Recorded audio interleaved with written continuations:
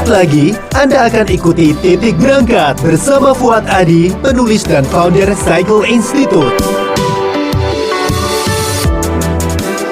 Assalamualaikum warahmatullahi wabarakatuh. 98.5 FM, Up Radio The Winning Station. Selamat siang Apinia, kembali lagi saya Sandi Rosalia masih bersama Anda dan kali ini di Titik Berangkat.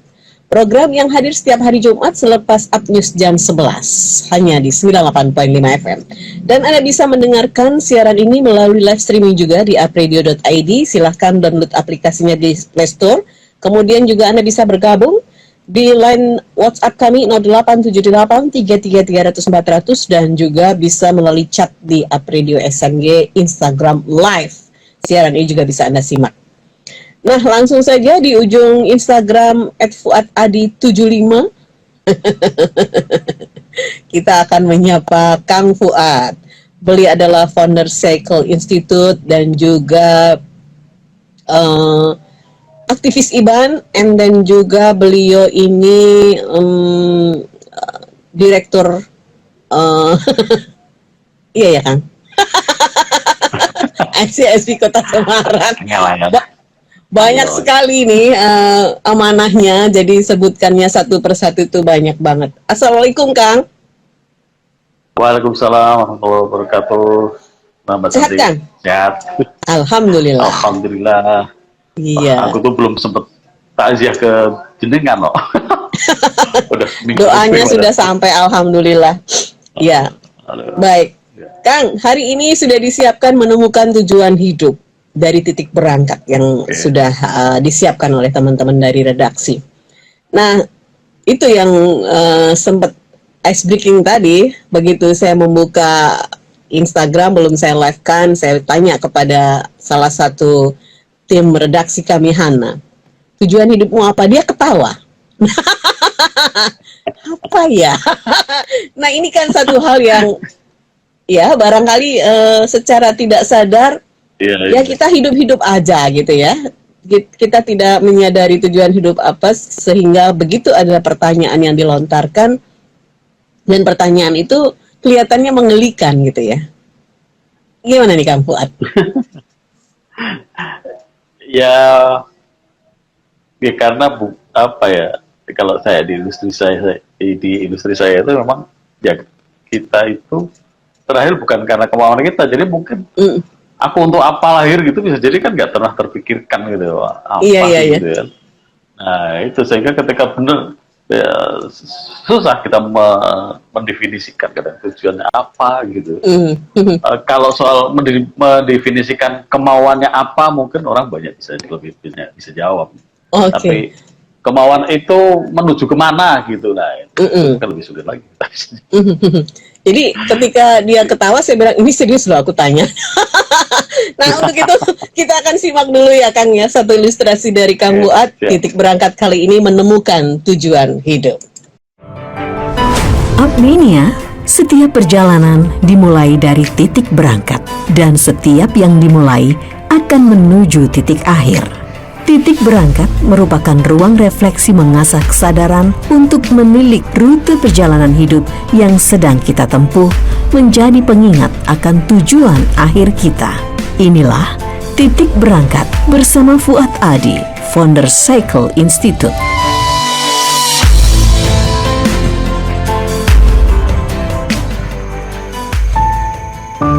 Sering ketika saya jumpa dengan teman yang kebetulan sedang mengeluhkan atau mengkhawatirkan hidupnya, saya menyampaikan, bukannya hidup ini bukan kehendak kita ya? Coba tanya pada diri sendiri, apakah lahirnya kita di dunia atas kehendak kita sendiri? Tidak ada kan? Tidak ada seorang pun yang lahir di dunia atas kehendaknya sendiri. Kalau keberadaan setiap orang, bahkan mungkin malah bersejagat raya ini, tidak ada yang lahir atas kemauannya sendiri, pasti ada yang menjaminnya. Pun sebaliknya, karena kelahiran kita ada yang menghendaki, pasti terselip misi dan tujuan dari diadakannya kita di bumi ini. Hanya apakah setiap kita mengenal itu semua? Wallahu a'lam.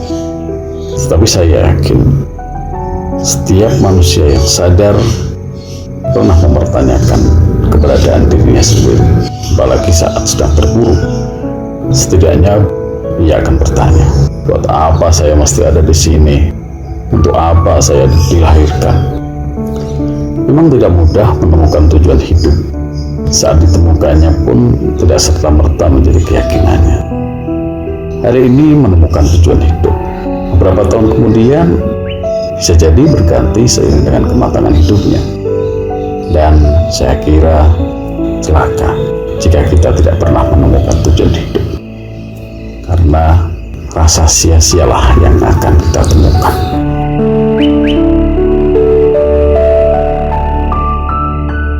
Iya, tadi memang betul ya Kang. Sulit untuk dinarasikan apa sih tujuan hidup kita atau tujuan hidupmu.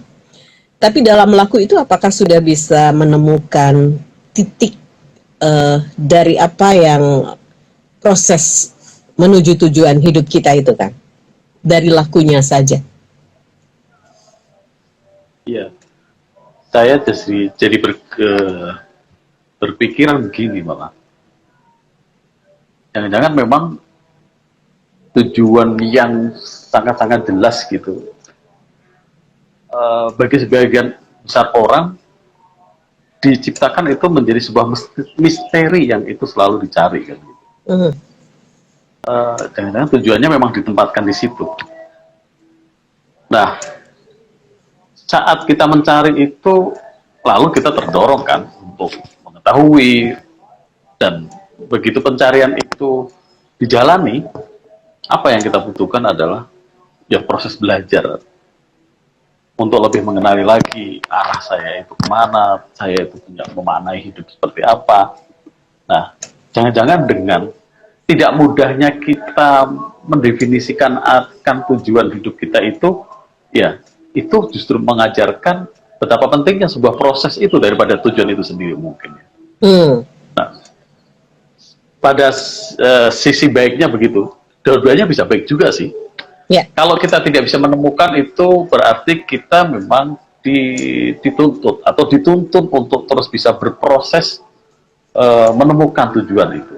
Sehingga kita setiap hari sampai akhir barangkali tidak ketemu itu, kita berada dalam sebuah pencarian akan tujuan itu.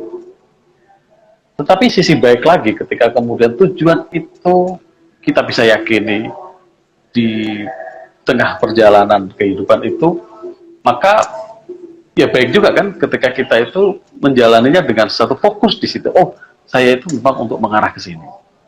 Sehingga totalitas dari seluruh potensi yang kita punyai itu bisa kita eksplor untuk lebih bermakna dalam tujuan kita itu. Iya. Dua-duanya bisa jadi baik sih menurut saya. Apakah Anda menemukan tujuan hidup Anda saat ini, ataukah memang Anda terus dalam proses pencarian? Iya. Dalam proses pencarian, maka kita diberi kesempatan untuk terus bisa belajar sampai itu menemukan benar-benar inti dari sebuah makna keberadaan kita. Kalau sejak awal kita sudah bisa ditemukan, bisa mendefinisikan dari tujuan kita, maka kita bisa memaknai dari tujuan itu sehingga mengisi proses belajar, mengisi proses kehidupan itu jadi lebih punya arah yang baik. Oke. Iya. Makanya agak terbata-bata ya ketika ada pertanyaan itu ya, apa sih tujuan hidupmu, atau apakah kamu sudah menemukan tujuan hidup. Nah, ini ada pertanyaan dari Kalimantan, ada Mas Doni yang sudah mengirimkan WhatsApp. Selamat siang dan Assalamualaikum. Kalau di Kalimantan sudah siang emang ya, selisih 1 jam ya berarti ya, saya lihat-lihat jam. Baik, saya selalu menyimak Titik Berangkat dari Up Radio, walaupun saya ada di rantau. Oh, dia di rantau. Baik, terima kasih Mas Doni. Ini satu tema yang menarik dan menggelitik buat saya sebetulnya, bicara soal tujuan hidup. Karena saya akhirnya berkeluarga dan terdampar di sini jauh dari keluarga inti saya yang ada di Jawa. Yang jadi pertanyaan saya adalah, Pak Fuad, apakah tujuan hidup itu adalah amanah, marwah, atau takdir? Terima kasih. Berat sekali pertanyaan. Kalau Mak ini lagi nyari jenis-jenis minyak goreng, tapi ini pertanyaannya adalah hal-hal yang hidup nih, kan? amanah, marwah, atau apa tadi? Satunya adalah takdir. Takdir. Takdir itu kita baru tahu ketika sudah terjadi, ya. Ketika sudah tidak bisa kita ubah lagi, itulah takdir. Sebuah ketentuan yang sudah terjadi menimpa di kita seperti takdir. Nah, jadi apakah tujuan itu menjadi takdir? Ya, kalau tujuannya sudah tercapai barangkali di situ, ya mungkin saja itu sebuah proses takdir di situ.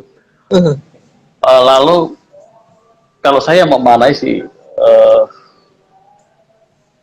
hidup kita sendiri itu justru kalau memang sebagaimana diilustrasi tadi, bukan sesuatu yang kita kehendaki, bukan lahir dari diri kita sendiri ingin.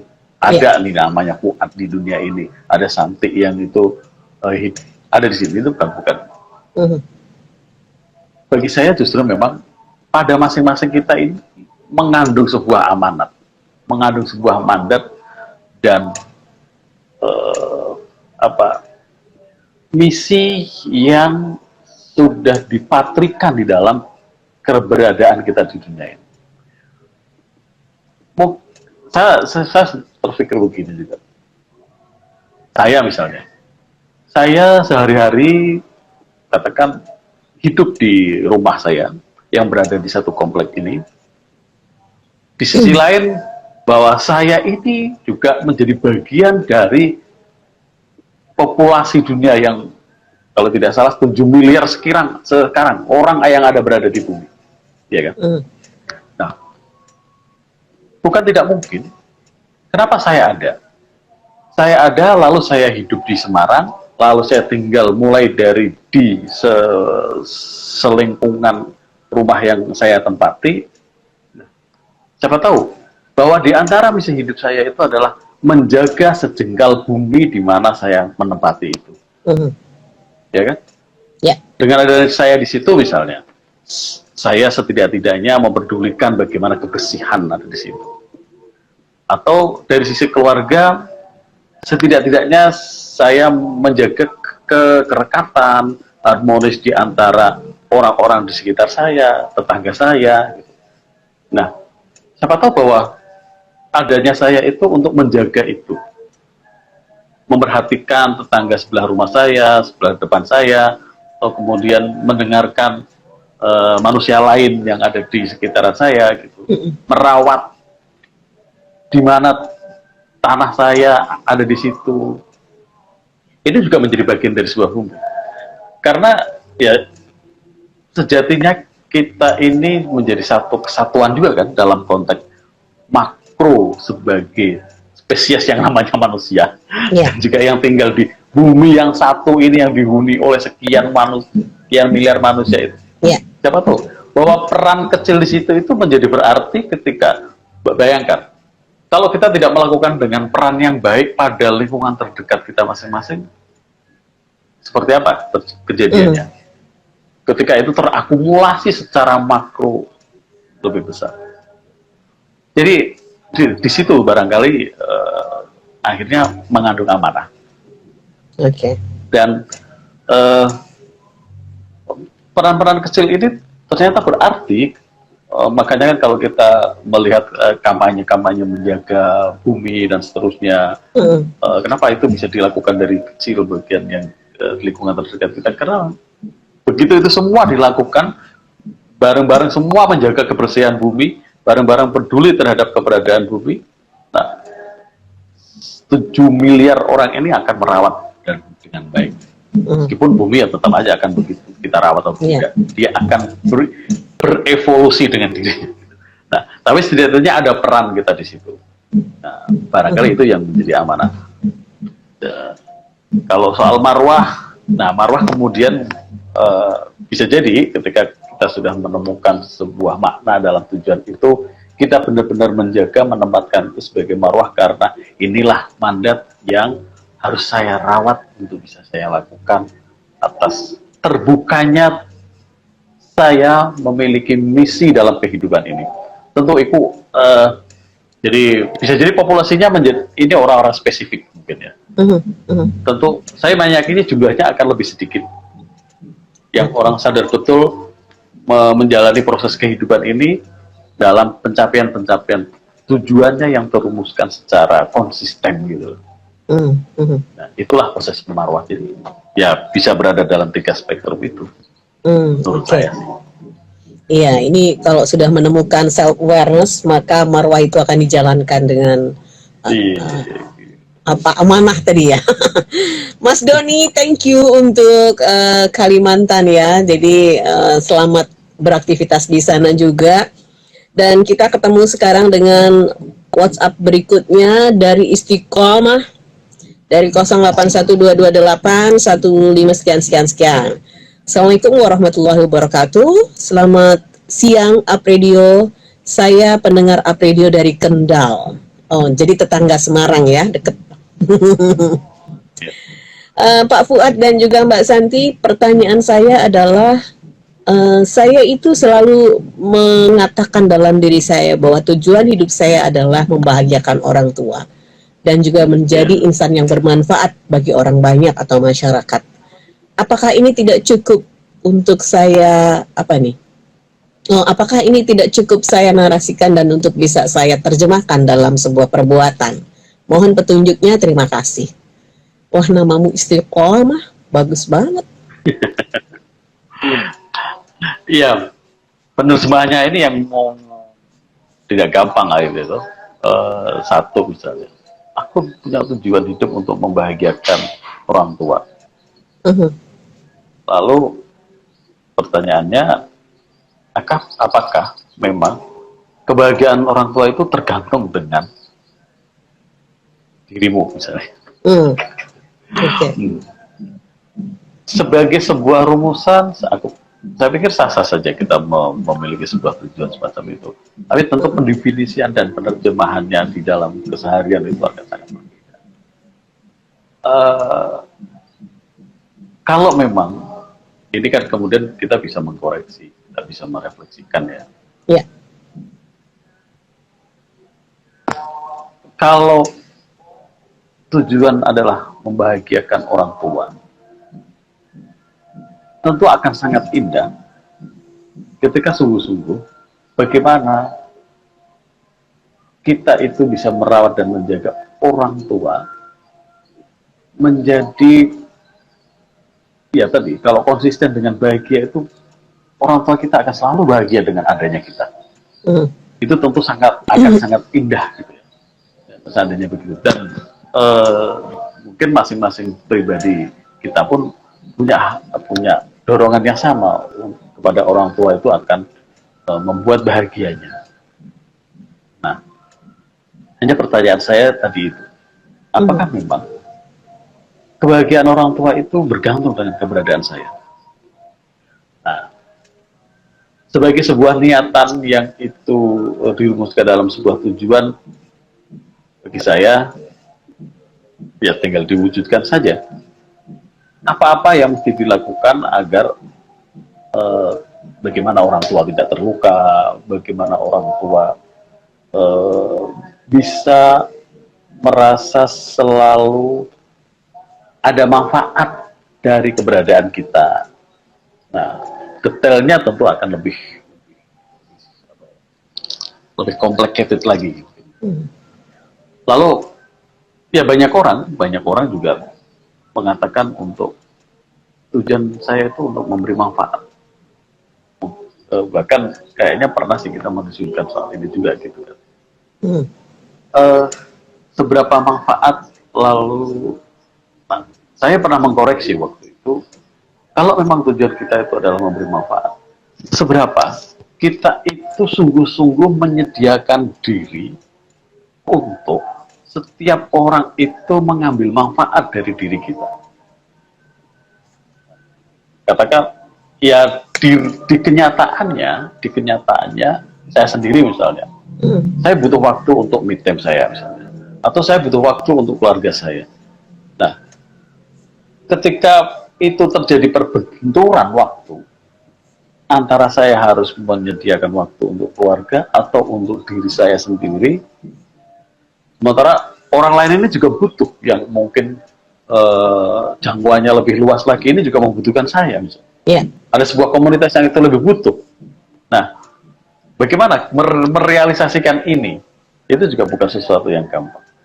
Tetapi setidak-tidaknya ketika kita menempatkan itu sebagai tujuan, itu bisa menjadi awareness bagi kita kan. Oke, apapun yang bisa saya lakukan adalah menjalani kehidupan ini, setiap di mana saya berada, lingkungan itu merasakan ada manfaatnya dengan keberadaan saya. Saya pikir itu sudah bagiku cukup. Di mana setiap kita berada, orang bisa merasakan manfaat dari keberadaan kita. Itu aja udah luar biasa sih bagi saya. Jadi misalnya saya ke Up Radio, orang-orang sekitar Up Radio itu bisa menerima, kemudian, oh ada nih, kan ada juga tahu kadang cerita-cerita. Saya pun pernah mengalami. Ketika si ada tuh rasanya sebel gitu kan, atau Waduh, orang gitu ya? ini lagi misalnya gitu kan ada gitu di lingkungan yang kadang itu Wah, jangan-jangan ada yang wong iki misalnya gitu. iya, jangan-jangan ada yang tak ujungin gitu, Kang. Aduh, Santi gitu ya. Hati lagi ya. Santi lagi. Misalnya gitu loh. Nah, itu baik kan untuk kita menyadarkan diri kita gitu loh.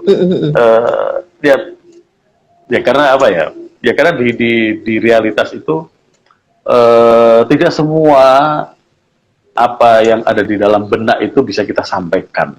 Ya. Kadang kan tertahan, meskipun sebetulnya kita tidak mengharapkan kehadiran seseorang gitu, tapi karena udah kadung di situ, nggak enak dan seterusnya misalnya. Nah, sebaliknya kan tentu akan sangat menyenangkan bagi kita ketika setiap kita berada, semua menerima keberadaan kita dengan tulus gitu. Dan dengan riang gembira di situ. Dengan riang gembira. Bahwa kita tuh ada manfaat. Mungkin itu sih pertimbangannya.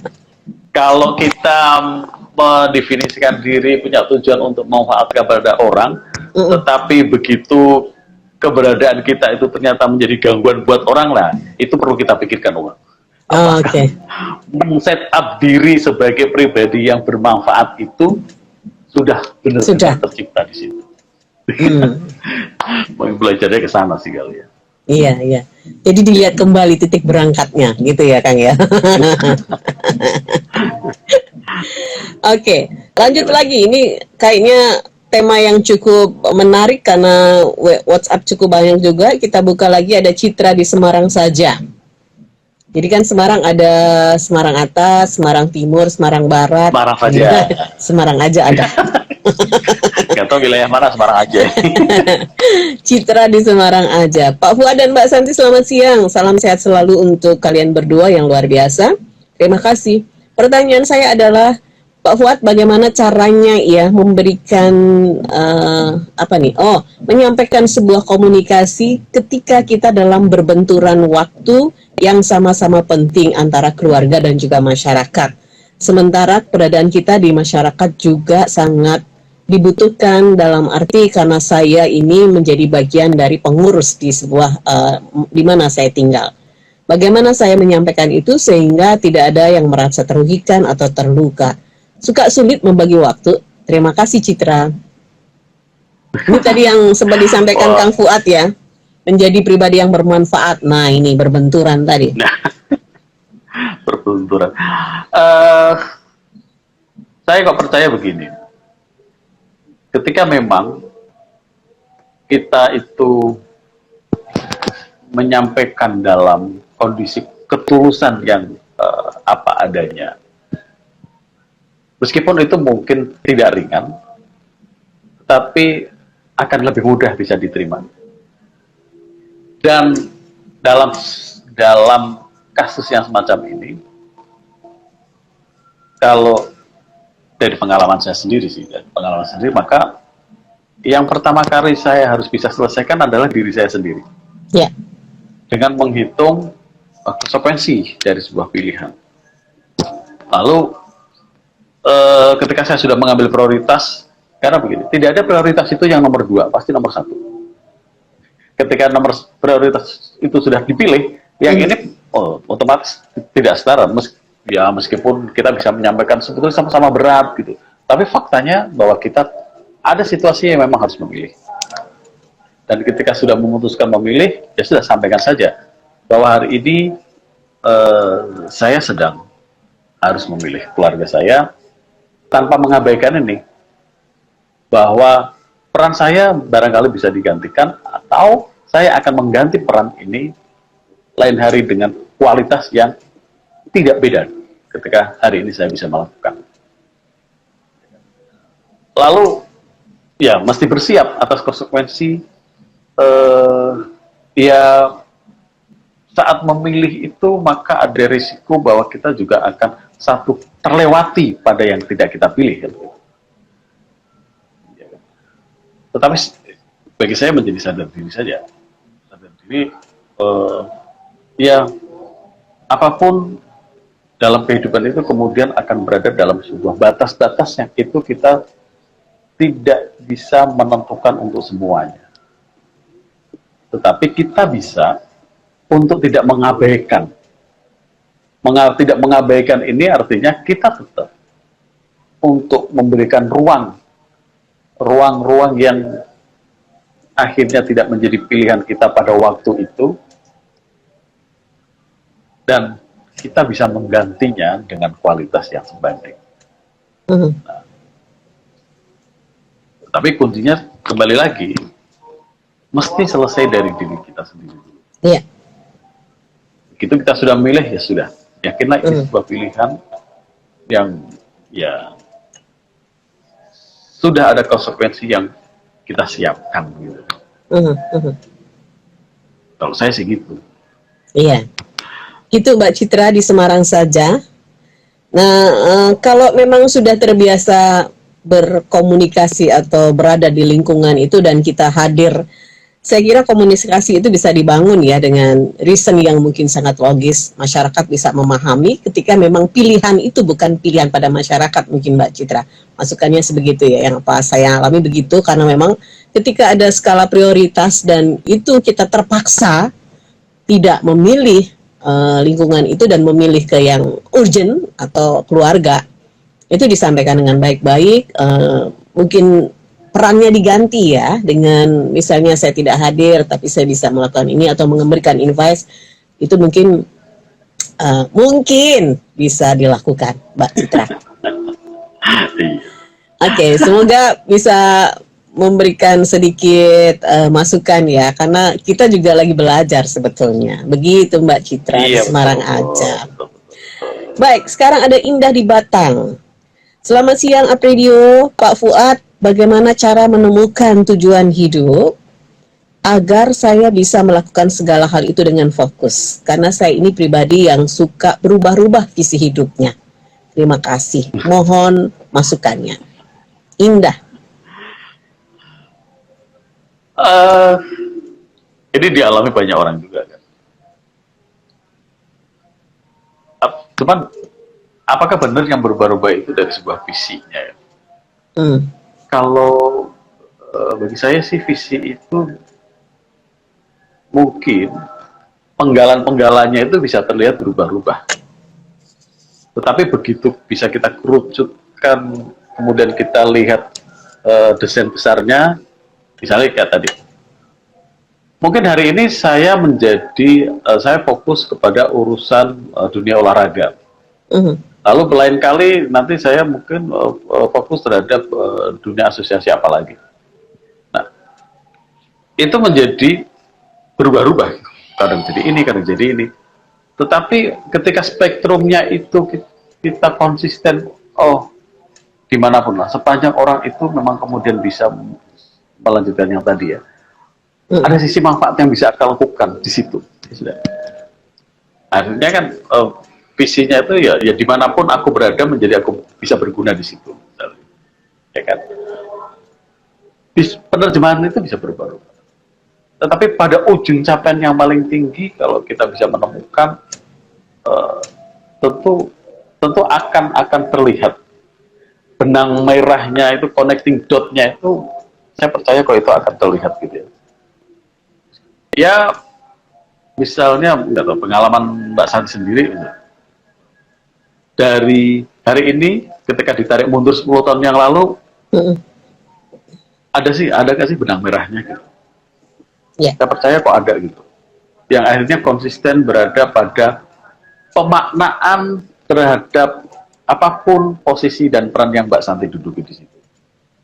Di radio gitu. Ya. Mau dong bahwa radio itu kemudian bisa menyajikan sebuah program yang itu bisa menginsight banyak orang. Nah, ini kan saya percaya kok ini dorongan dari dulu yang itu melekat di dalam Mbak Santi. Nah, Mbak Indah pun mungkin bisa mencari satu connecting dot di situ gitu. Jadi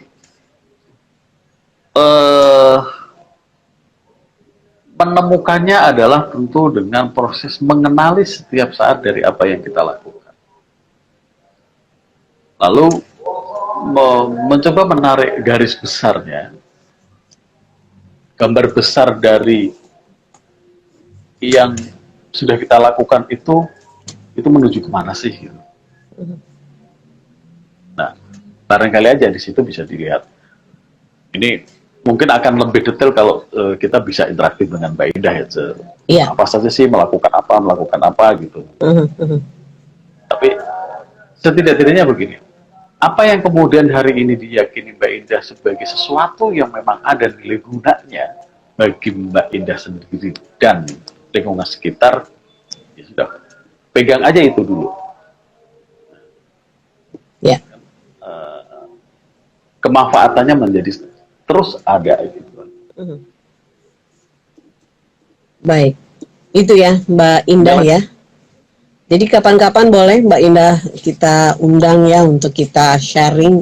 Jadi banyak angle yang bisa kita diskusikan. Kang Fuad, saya tertarik satu kalimat tadi dari Kang Fuad ya. Salah satu amanah mungkin ya. Bagaimana kita menjaga sejengkal bumi di mana kita tempati. Ini kalimatmu itu kadang-kadang suka nakal gitu ya Kang ya. Nah, saya suka banget itu. Kang, apa yang mau disampaikan hari ini ya sebagai closing bolt dari titik berangkat menemukan tujuan hidup? Mungkin hari ini kita belum atau ya berkatakan mungkin hari ini kita belum bisa menemukan tujuan hidup kita. Tapi percayalah, siapa tahu bahwa semesta itu sebetulnya telah memiliki tujuan dari keberadaan diri kita. Hanya kita saja yang belum menyadari. Ya. Jadi bisa jadi contoh tadi kita menjaga sepenggal bumi di mana kita tempati itulah keberadaan kita oleh semesta kita dilahirkan. Kita mungkin tidak tahu tujuan hidup kita, tetapi semesta telah memiliki tujuan di mana kita harus ada di dunia ini. Baik, terima kasih Kang Fuad, terima kasih Mas Doni di Kalimantan, kemudian ada Mbak Istiqomah juga yang ada di Kendal, Mbak Citra di Semarang saja, ada juga Mbak Indah yang ada di Bata. Thank you juga yang sudah bergabung di Instagram, ada Dava Nurul Hakim, kemudian juga ada Muda Basya dan FM Yeni, and then Faisal Muhammad, Faiz Muhammad, dan juga Yoga _ 110498. Kang, terima kasih. Kita ketemu lagi insya Allah minggu depan ya Kang ya, hari Jumat depan. Jaga kesehatan, salam untuk keluarga. Assalamualaikum warahmatullahi wabarakatuh. Waalaikumsalam warahmatullahi wabarakatuh. Baik, demikian tadi kita sudah bersama dengan Kang Fuad Adi, founder dari Cycle Institute dalam Titik Berangkat. Kita ketemu lagi insya Allah Jumat depan. Saya Santi Rosalia pamit. Sukses untuk Anda dari Up Radio. Assalamualaikum warahmatullahi wabarakatuh. Disiarkan langsung dari Menara Universitas PGRI. Up Radio. Jalan Sidodadi Timur, nomor 24 Semarang. Inilah 98.5 FM. Up Radio, the Meaning Station.